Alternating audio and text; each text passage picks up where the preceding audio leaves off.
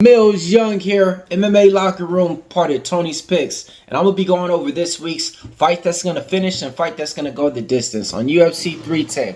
Alright, man, let's go ahead and get it started, man. We got a lot of fights to talk about, okay? Big pay-per-view event going down this Saturday, headlined by the main event, Alexander Pantoja, going to be taking on a newcomer in the UFC scene, Asakura, who's coming from the rising scene. The co-main event's going to be Ian Gary and Shavkat Rakhmonov. And, you know, we got a lot of fights to talk about, man. So, look, in this prediction, I'm going to be going over the fights that I think are going to finish, go over the rounds, and which fights I think are going to go the distance and go to the scorecards. Always, too, you can't find, you know, some ways that I'm leaning on these picks as well. And if you guys want more of a detailed breakdown and more of detailed picks of what I'm betting on, especially this week, head on over to the website right here, Tony Picks, and get my exclusive UFC Fight Pack picks. Alright, let's go ahead and get it started. The first fight of the night, Kennedy Nzechukwu is taking on Lukasz Brzeski. Big favorite in there. Kennedy Nzechukwu is minus 500, stepping up to the heavyweight division. Alright, they got the over 1.5 at a minus 165 and the under 1.5 at a plus 130. I think this one actually does get over the 1.5. Kennedy Nzechukwu is a fighter. He doesn't really go out there and push a pace out there in that first round, and he kind of just lets the fight comes to him. I do think Kennedy Nzechukwu is the side as well, and I do like the over 1.5 as well in here, and I can't see this one getting to the scorecards in there. Second fight of the night, man, Clay Guida taking on Chase Hooper. Clay Guida, y'all remember him? UFC veteran. He's been fighting for decades. Well, he's a big underdog, and he's taking on Chase Hooper. Chase Hooper's a minus 1,200 favorite. Let's talk about something that we can bet on. Probably the over and the unders. They got the over 1.5 at a minus 145 and the under 1.5 at a plus 114. All right, I can't tell you guys to bet on Chase Hooper at a minus 1,200 because that wouldn't be anything I would recommend in this economy. You never know what can happen. But one thing I can recommend is the over 1.5 at a minus 145. Look, I actually think Chase Hooper can finish Clay Guida, but I do think it will be by a submission, and I do think it'll be late into the second round, you know. So I'm going with Chase Hooper to win inside the distance, but I do think that over 1.5 is something that I could play to get there, and that's something I might, you know, parlay the first two fights, those first two overs, and, you know, try to get paid, get in and get out. All right, third fight taking place. We got Michael Chiesa taking on Max Griffin. Two veterans in the sport. Michael Chiesa, he opened up as a big underdog. Now it's damn near a pick'em. Max Griffin was a minus 150 on the books. Now money came in on Michael Chiesa. Michael Chiesa, last fight out against Tony Ferguson, he was able to get the job done. But he's a guy that's been sitting back just announcing fights. You know, he's been commentating fights, the analyst side. Now, Max Griffin, he's a guy that's been fighting whenever he can. I like the way that Max Griffin carries his hands. I like his fight IQ. I like his striking. I like his durability too. And I like the price tag that it's on now. The money came down. Now look, in this one, they got the over 2.5 at a minus 200. That's the way it probably gets there, folks. But I actually think this one can finish inside the distance. I'm going to go ahead and say this one's not going to the scorecards. I do think Michael Chiesa, if he's able to get Max Griffin down to the ground, you know, over multiple times, he might just have Max Griffin turtling up some way, you know, because Michael Chiesa is a dominant grappler. And on the flip side, I do like Max Griffin's finish ability. I think Max Griffin can catch Michael Chiesa with the straight left hand cross and put his lights out. You know what I mean? Yeah, Max Griffin definitely man, I'm gonna take the plus money. I'm going with the fight, not going the distance in that one. Okay, all right, man. Next fight taking place. We got a good one, man. We got Cody Durden taking on Joshua Van. They got Joshua Van, the minus favorite on there, minus 155. They got the over 2.5 at a minus 125. And Cody Durden is the underdog in this one. I like Cody Durden a little bit in this one. I like Joshua Van the way that he fights, but I just like Cody Durden because he's a guy that when anything's not going his way, I know what he's going to do, and that's rely on the wrestling. Let's talk about the overs and the unders. The over and the under, Cody Durden has been finishing his last fight. Joshua Van got finished in his last fight. The finishing upside is definitely going to be on Joshua Van because he can catch Cody Durden and put him out. But then again, man, Cody Durden, he's improved his striking. And who knows, man, if he gets on top, ground and pound. I'm going to go with fight not going the distance in this one. Yeah, I think the fight's not going the distance in this one. And the over 2.5 at a minus 125 on the books out there. Um, well, yeah, man, I still don't think this one's going to scorecards. Give me the plus money. Next fight taking place: Chris Weidman taking on Eryk Anders. This fight was supposed to happen about a month ago, 2 weeks ago, 3 weeks ago. Sorry about that. All right. It was supposed to happen on the UFC 309 card in New York. Eryk Anders had to pull out. He got food poisoning right before. Eryk Anders opened up the big favorite, -140. When he came in on Chris Weidman, he closed out at -120, opened back up around the same price tag. Let's talk about the over and unders because that's what we're here for. The over is at 2.5 at -280, it's -230, and the under 2.5 is at a +180. Man, they really think this one's going over, right? All right, so I'll tell you like this, man. Chris Weidman, I don't think is finishing anybody, but then again, Eryk Anders, man, he does have a little bit more finishing upside on the feet. I think the over 2.5 is a good way to go because then again, these guys can both stand there and just clinch and cut each other up against the cage. I think this one's going to go to the scorecards. I'm playing fight to go the distance in that one. All right, next fight taking place. We got Randy Rude Boy Brown taking on Bryan, the Butcher Battle. Man, this one's going to be a good one, man. Two talented strikers that like to stand there in the middle of the cage and strike. Finishability upside is going to be on Bryan Battle. He's a -2-1 favorite. The over 2.5 out of -135. The under 2.5 out of +105. Being honest with you guys, I don't think it's getting over in this one, man. Bryan Battle, I mean, I think he finished damn near all of his opponents except for one that I remember going to the scorecards. Coming off of an impressive win against Kevin Jousset. We had him in that spot.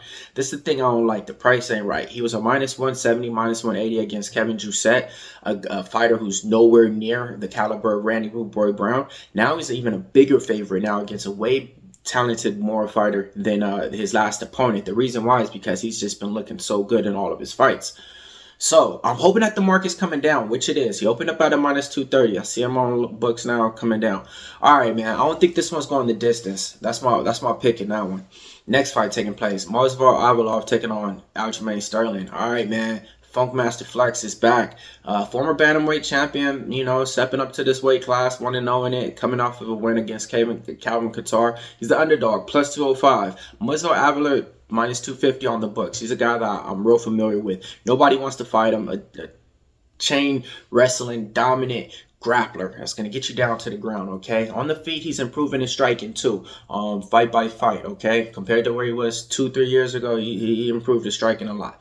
And here, though, I think the price tag is way off. If he was a -150, okay, -160, that's where it should be. But, man, Aljamain Sterling is a problem for anybody, I think, in any weight class. I've seen this guy just win. Yeah, man, I think he's actually one of the better fighters in the UFC, period. His fight IQ is there. His fight resume is there. His wrestling is there. The money, I'm telling you guys like this. Yeah, forget it, man. I think Aljamain Sterling's live in here, man. And there's no way I could pass up a plus money price tag like this on Aljamain Sterling. You got to show me a little bit, Evloev, before, you know, we can keep going to war with you against somebody like this. But, yeah, over and unders, that's what we're here for. Over 2.5 is -420. You know this fight's going the distance. Two wrestlers that stand out there and just want to get each other, you know, in grappling positions. So this one's going the distance in my eyes. Next fight, Vicente Luque taking on Themba Gorimbo. Man, all right. You got the over 2.5 at a -175. You got the under 2.5 at a +135. I think this one is going not the distance. Yeah, I don't think it's going the distance at all. Yeah, we'll just move on from that one. The price tag came down. Themba Gorimbo opened up a -200. Now he's down to a -160. The market's moving in favor of Vicente Luque. All right, next fight taking place. We got Dominick Reyes taking on Anthony Smith.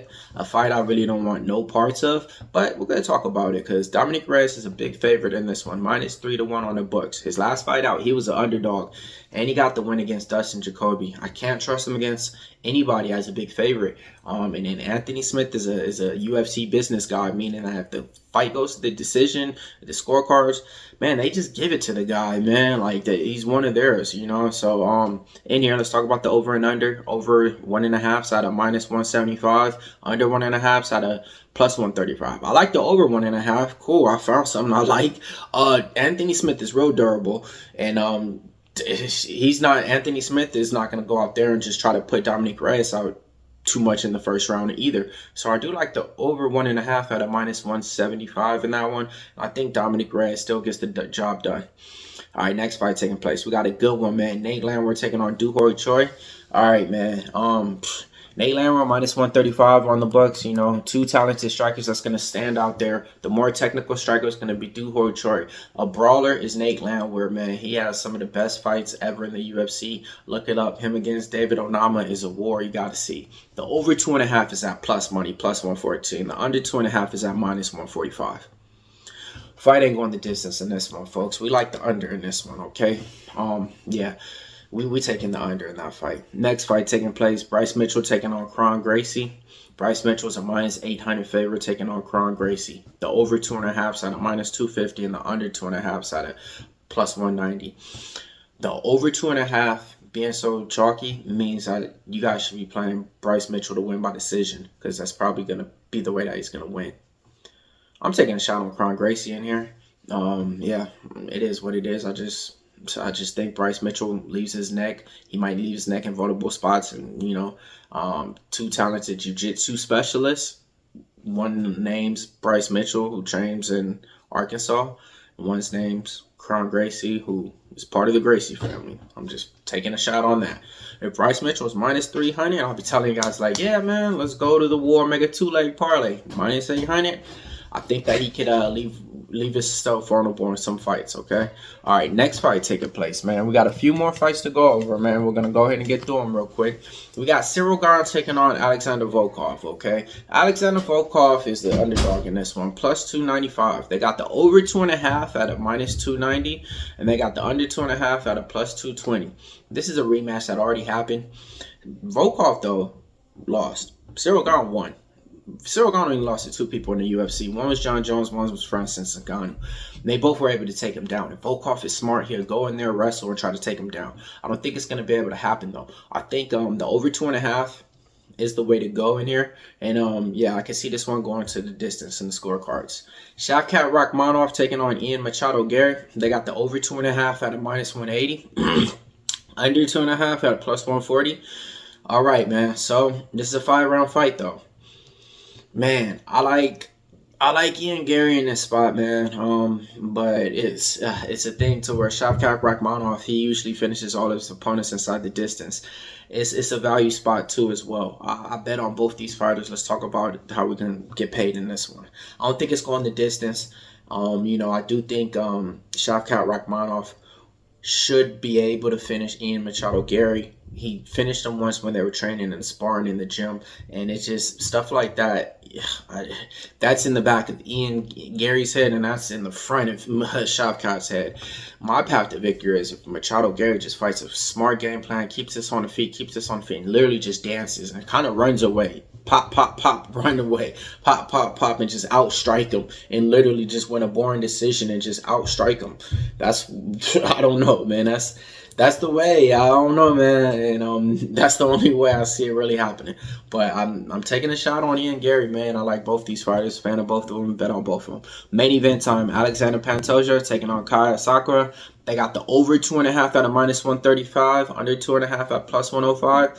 Man, the power is going to be flowing through the hands in the first round of Asakura. When he's out there throwing his punches, he's trying to put people out. Alexander Pantoja is a smart fighter, though.